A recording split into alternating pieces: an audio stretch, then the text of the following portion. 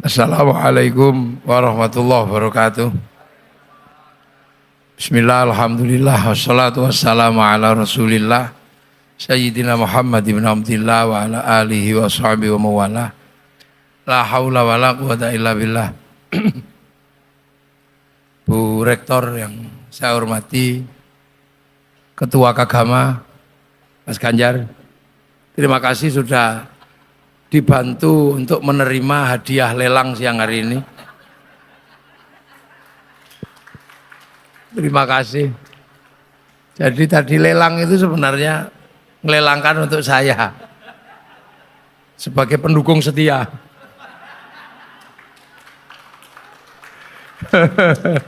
Yes, pindah malih matur nuwun Mas Ganjar.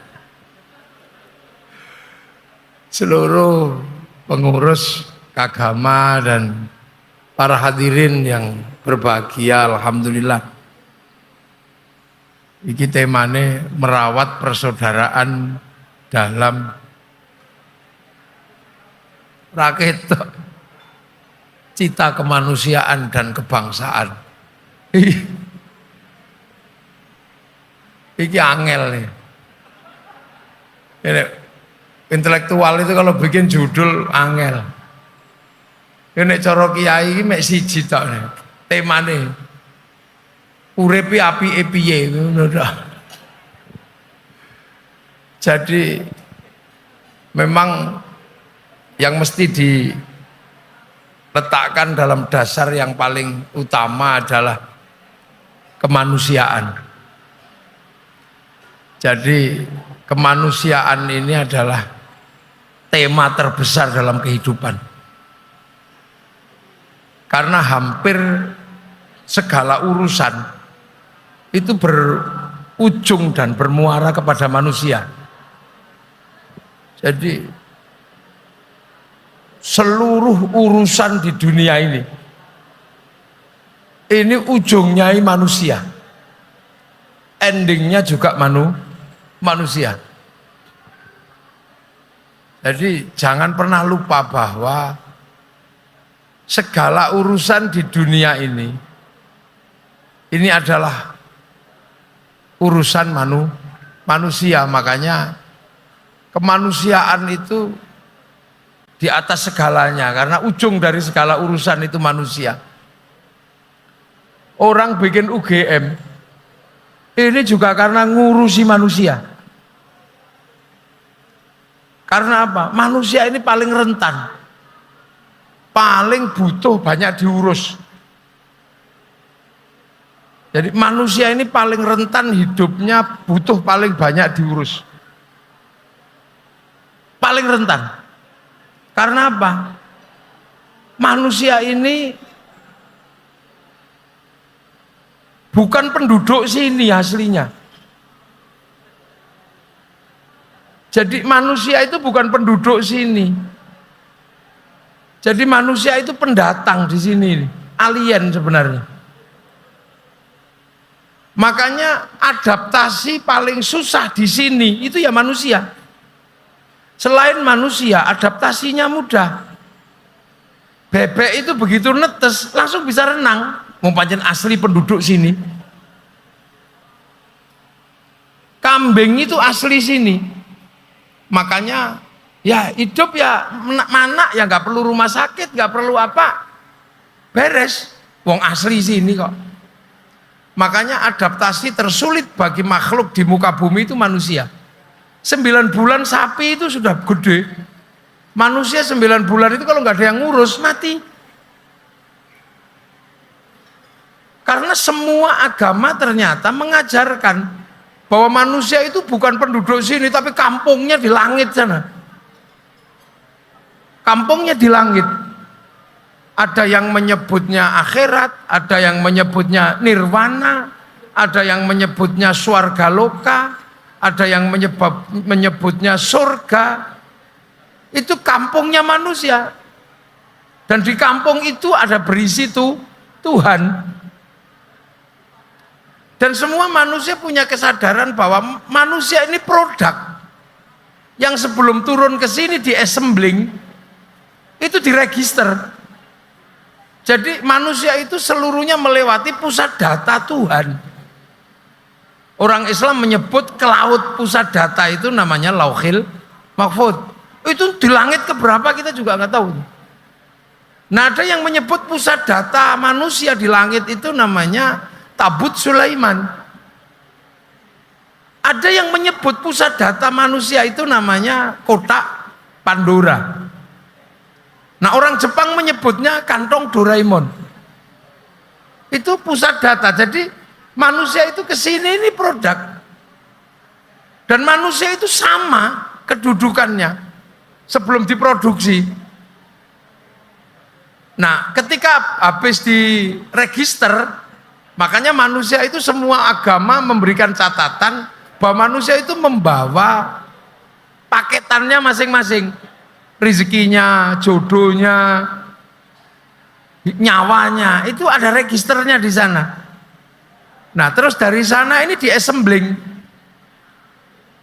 Nah, assembling ini tergantung Tuhan mau mengassembling di mana. Karena assembling itu dibikin oleh nutfah dari orang tuanya masing-masing. Nah, di assembling ini ada yang di assembling model di Cina. Ya, tembem-tembem sipit-sipit. Ada yang di assembling di Eropa, tinggi besar, rambutnya merah. Nah, tempat mengassembling manusia inilah yang disebut bangsa, kebangsaan. Makanya aku bikin kalian berbangsa-bangsa, bersuku-suku, agar kalian pengertian kalau manusia itu sama. Makanya kemanusiaan itu sama, humanisme itu basicnya sama, humaniora basicnya sama, hak asasi manusia basicnya sama. Karena semua manusia punya kesadaran bahwa manusia itu berasal dari satu tempat yang tidak di sini. Tapi assemblingnya membuat manusia disebut berbangsa-bangsa, bersuku-suku. Nah, itulah makanya ketika manusia itu turun ke sini ini bukan kampungnya membawa paketannya masing-masing, maka manusia selalu dikatakan kamu jangan lupa bahwa dirimu ini terhubung dengan cloud yang sana. Cloud itu yang membuat apapun yang kamu kerjakan terdeteksi secara digital. Seperti handphone ada kartu, dimasukkan ke dalam handphone, apapun yang dilakukan oleh handphone, jejak digitalnya ada karena kartu terhubung dengan provider. Nah, manusia ini terhubung dengan provider, dengan lauh kalau Islam, kalau yang Nasrani Yahudi dengan Tabut Sulaiman, kalau yang orang Yunani dengan kotak Pandora, yang Jepang dengan kantong Doraemon. Makanya manusia yang di-assembling ini sama. Terhubung, jejak digitalnya nggak pernah hilang. Makanya manusia di sini ini jangan sampai melakukan sesuatu yang tidak baik. Karena assembling ini hanya melakukan mekanisme dan kerja sosial, kerja sosiologi, kerja antropologi, tapi hasil pekerjaannya di-save oleh memori yang namanya nyawa atau roh. Roh ini sistem kerjanya adalah merekam seluruh kegiatan assembling dari awal sampai akhir. Makanya apapun yang dilakukan oleh tubuh manusia direkam oleh nyawa, ketika kembali di print out. Kalau print outnya bagus ya masuk ke tempat yang bagus, pasarnya bukan pasar gelap, jadi pasar resmi, bukan black market gitu loh kalau ininya. Loh makanya manusia ini, makanya kalau di dalam Islam manusia dikasih Quran. Quran itu ya produk downloadan dari cloud sana. Makanya Quran itu karena downloadan dari cloud dikatakan bal huwa Qur'anum Majid fi lauhim mahfuz. Maka Quran itu ketika turun pakai coding. Pakai algoritma. Nah, algoritma Al-Qur'an itu ya alif lam mim nun kaf ha ya ain shad. Makanya dulu di dalam Islam itu ada ilmu coding, algoritma Al-Quran. Namanya kitabnya salah satunya Al-Awfaq. Rumusnya itu adalah abajadun, hawazun. Persis seperti kita belajar coding ABCD itu. Atau 1, 2, 3. Makanya kalau mau belajar Al-Quran nggak ngerti codingnya, sama dengan bawa ATM nggak punya passwordnya. Makanya banyak sekali orang belajar Quran kacau. malah suka marah-marah sama manusia yang beda, dia bom gitu. Itu karena salah coding itu kalau dalam bahasanya. Algoritmanya sama, alif lam mim nun kaf ha ya ain shad, itu coding dalam algoritma. Nah, makanya manusia ini sistem hidupnya selalu dikatakan kamu jangan lupa bahwa dirimu disatukan oleh sesuatu yang terhubung dengan cloud. Apapun yang kamu lakukan direkam oleh mekanisme cloud di sana. Nanti di print out. Makanya manusia itu seperti kartu, bisa kirim doa, kirim foto, kirim gambar, yang penting punya wifi. Nah kalau nggak punya wifi, nggak punya paketan, silahkan cari wifi gratisan ke warung.co.id. Makanya ketika manusia mau kirim doa, kirim bacaan Fatihah, nggak punya paketan, pakai paketannya nabi, pakai paketannya wali, karena nabi wali paketannya besar. Karena download. Qalu rabbuna Allah tsumastaqamu tatanazzalu alaihimul malaika alla takhafu wala takzanu. Download Sunan Kalijogo itu download 3 tahun begini. Makanya paketannya besar. Lah kita kalau diajak download tidur. Ya Allah, ya Allah, ya Allah, ya Allah, ya Allah. Maka kita nggak punya wifi. Makanya jangan macam-macam sama orang-orang kekasih-kekasih Allah itu.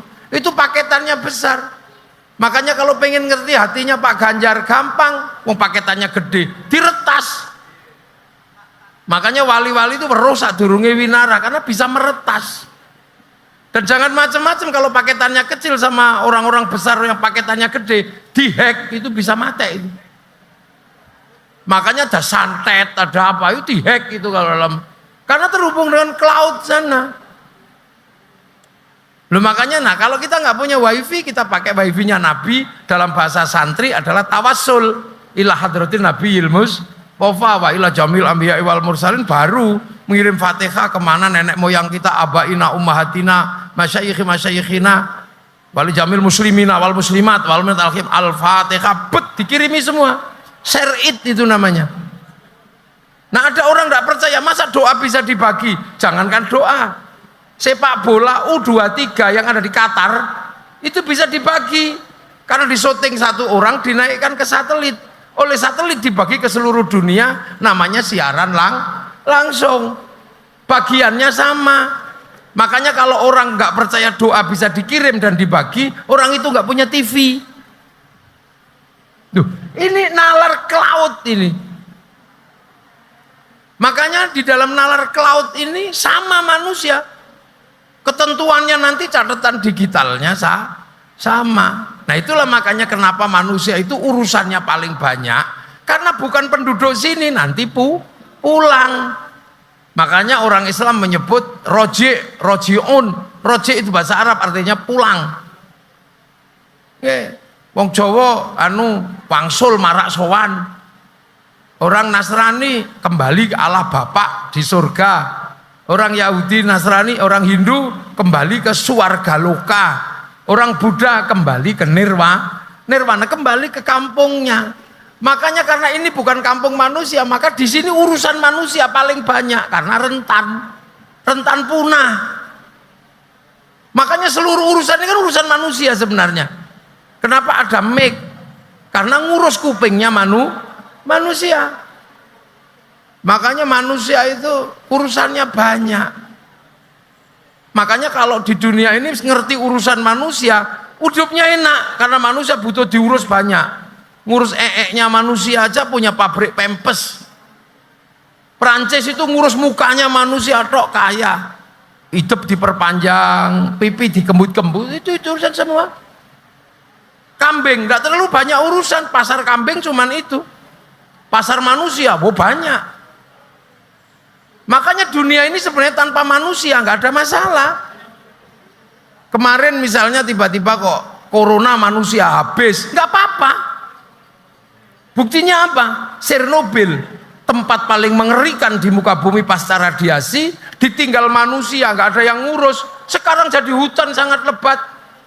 Tapi hutan yang lebat begitu kedatangan manusia, habis.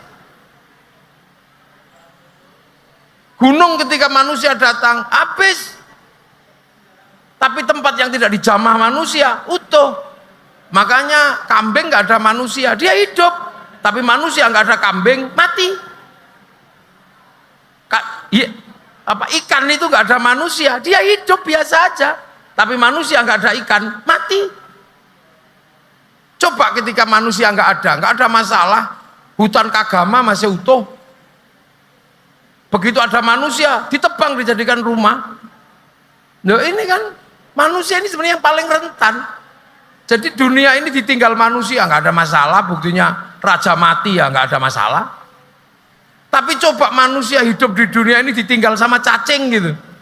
Bayangin, tahu-tahu cacing hilang dari muka bumi gitu. Manusia paling bertahan 3 bulan. Habis itu manusia ikut mati semua.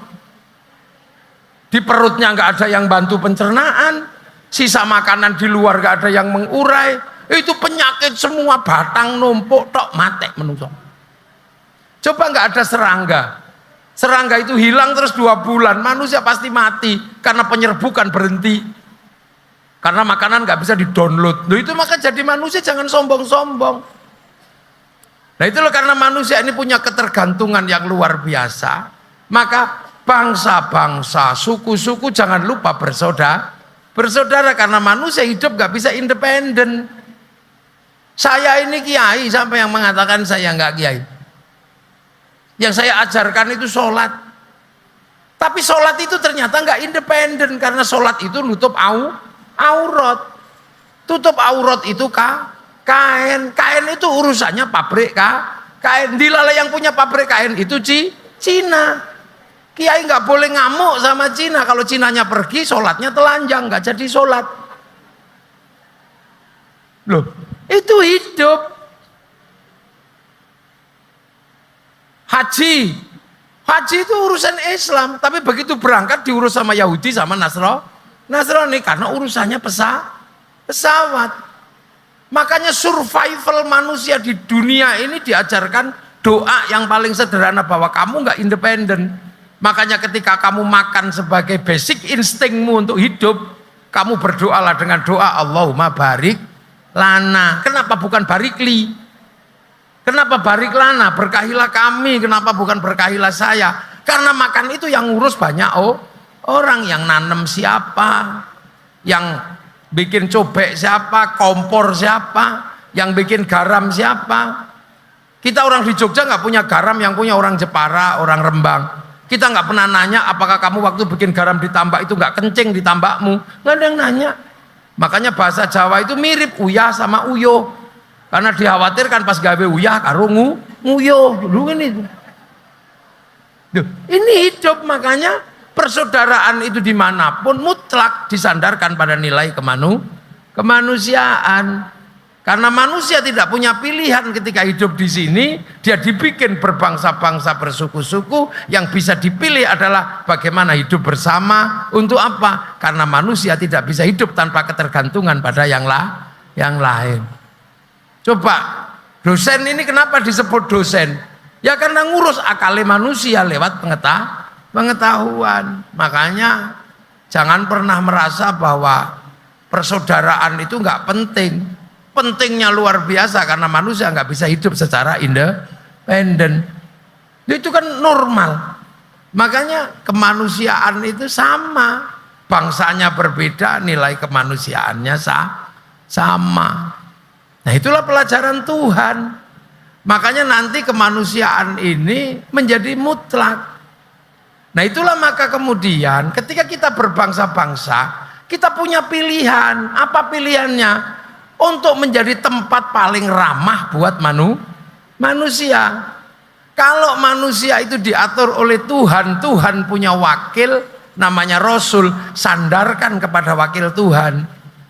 Pelajarannya apa? Untuk manusia yang berbeda-beda, tapi butuh kemanusiaan. Loh makanya kalau di sini karena mayoritas Islam, maka sandaran pertama itu ya cari sandaran yang dari Islam, yang memungkinkan orang untuk tetap hidup berbeda-beda seperti ini, tapi tetap menjadi ruang kemanusiaan yang sama. Makanya Islam itu disandarkan pada nilai-nilai dasar, sehingga ketika bangsa ini membentuk kesepakatan kemanusiaan yang berbeda-beda, konsep ketuhanan yang dipakai. Konsep apa? Konsepnya dari awal ya semua disandarkan pada ketuhanan yang Maha Esa. Setelah kamu berketuhanan, jangan lupa bahwa kemanusiaan yang adil, beradab. Keadilan itu penting. Kalau sudah punya keadilan, punya kemungkinan manusia untuk bersatu. Lah kalau sudah bersatu, biarkan persatuan itu adalah punya warna yang berbeda-beda, tapi bisa hidup saling bertanggung jawab. Maka landasan yang dipakai adalah landasan agama. Agama mayoritas Islam ini yang dipakai. Apa? Kullukum ra'in wa kullukum mas'ulun an ra'iyati. Kalian semua adalah para pemimpin yang harus hidup saling bertanggung jawab antara yang mimpin dan yang dipimpin. Makanya konsep yang dipakai adalah konsep ra'iyah. Nah, ra'iyah itu dipakai oleh nenek moyang kita untuk menjaga perbedaan ini dengan konsep yang diserap menjadi rakyat.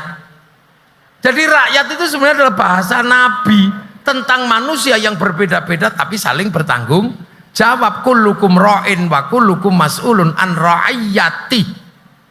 Jadi itu bahasa Arab sebenarnya, dari landasan mayoritas kaum muslimin. Resikonya apa ketika menggunakan ra'iyah? Resikonya ra'iyah ini sampai kapanpun tidak akan pernah menjadi diktator mayoritas. Kalau pakai konsepnya Eropa yang namanya people, Vox Populi Vox Dei, suara mayoritas adalah suara Tuhan, maka potensi untuk menjadi diktator sangat kuat. Karena begitu dia mayoritas, dia menyatakan diri sebagai wakil Tuhan, maka dia punya potensi untuk diktator mayoritas, people itu. Begitu juga kenapa tidak menggunakan konsepnya PKI tentang komunisme yang disandarkan semua pada proletar. Karena proletar itu kalau mayoritas dia bisa menjadi diktator mayoritas, karena potensi diktator proletariat itu besar. Tapi konsep ro'iyah ini yang dianut oleh kaum muslimin adalah konsep hidup berbeda-beda tapi saling tanggung jawab. Maka ro'iyah tidak boleh mengkafirkan orang. Nah, itu diserap ke bahasa kita menjadi rakyat. Makanya sila setelah persatuan adalah kerakyatan. Maka kerakyatan tidak akan pernah menyandarkan bahwa mayoritas boleh menjadi diktator. Loh, itu loh di situ. Dan satu-satunya negara mayoritas muslim yang bisa menerapkan konsep ro'iyah untuk warga bangsanya hanya Muslim Indonesia. Tidak ada yang lain.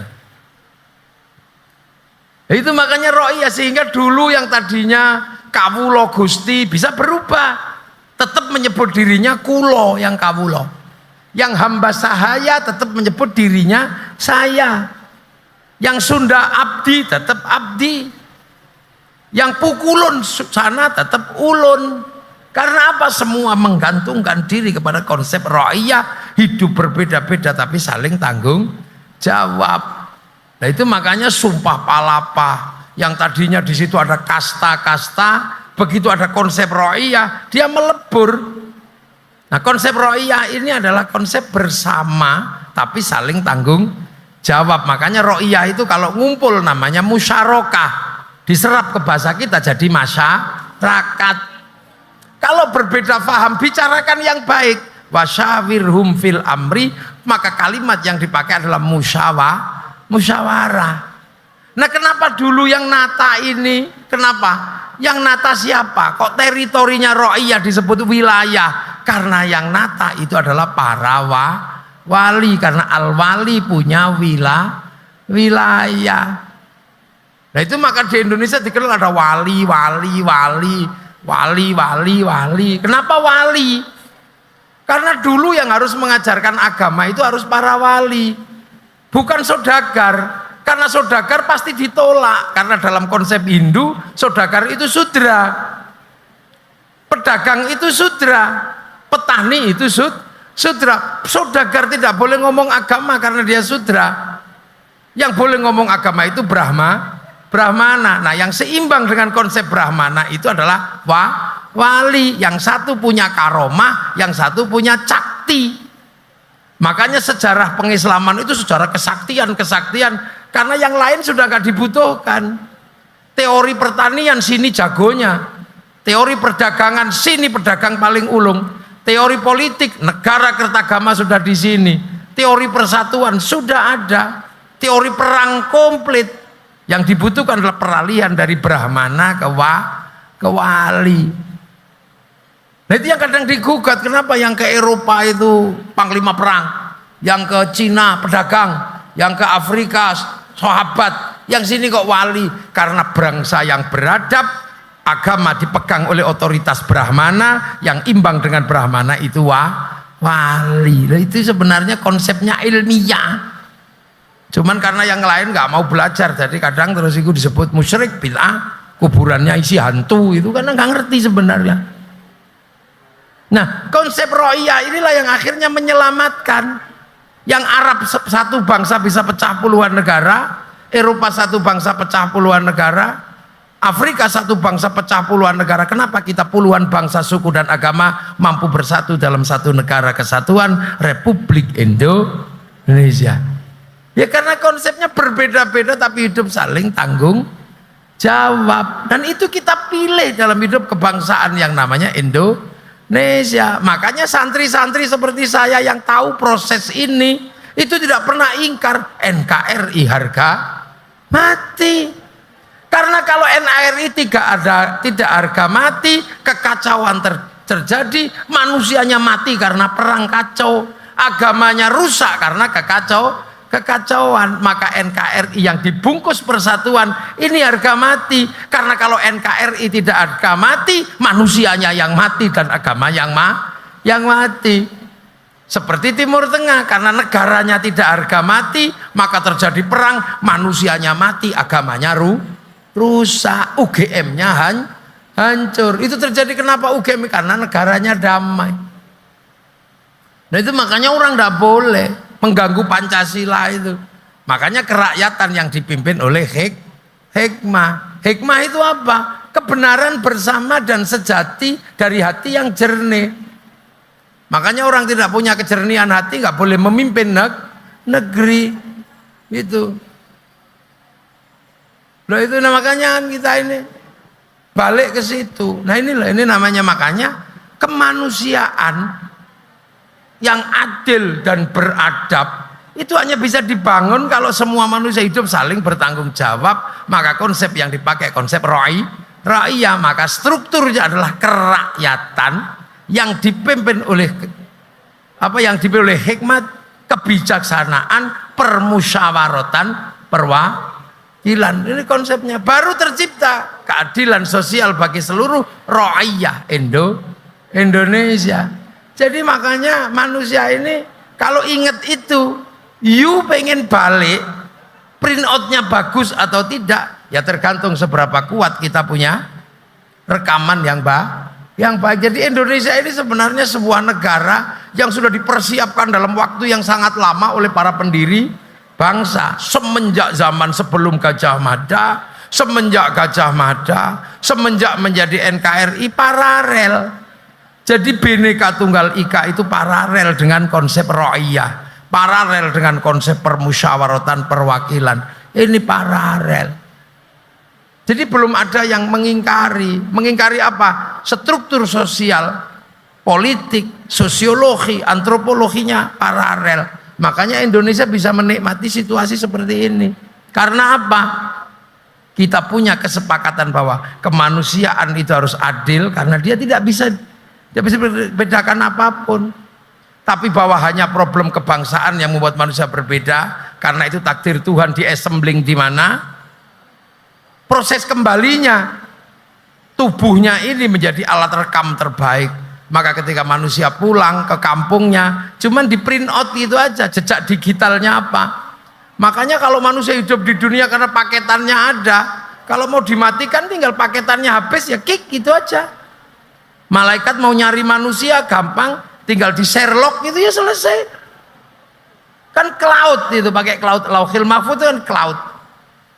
Ya itulah, maka alhamdulillah Universitas Gajah Mada sampai hari ini masih konsisten bahwa nilai-nilai kerakyatan, nilai-nilai kemanusiaan dan nilai-nilai kebangsaan harus dijunjung tinggi dalam satu wujud negara kesatuan Republik Indonesia, dan harus memilih bahwa kenapa harus ada NKRI harga mati.